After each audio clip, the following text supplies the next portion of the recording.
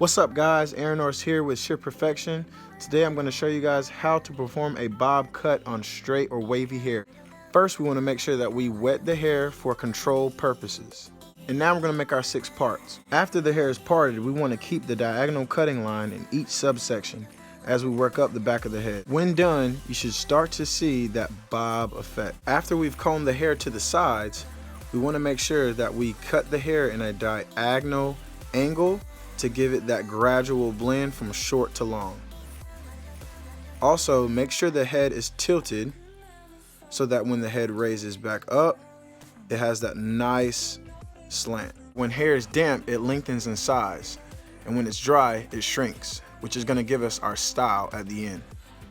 When done, we want to over direct the fringe area to the back to be able to trim those edges that we missed, which is going to give us our blend from short to long.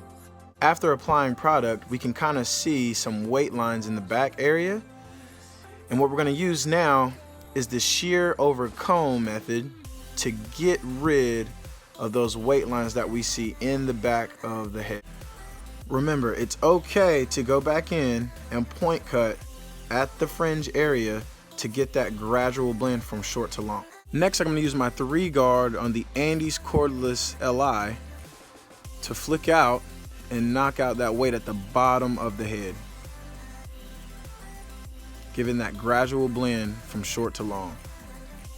Alright, and when done, you should have your final product, which is the bob cut.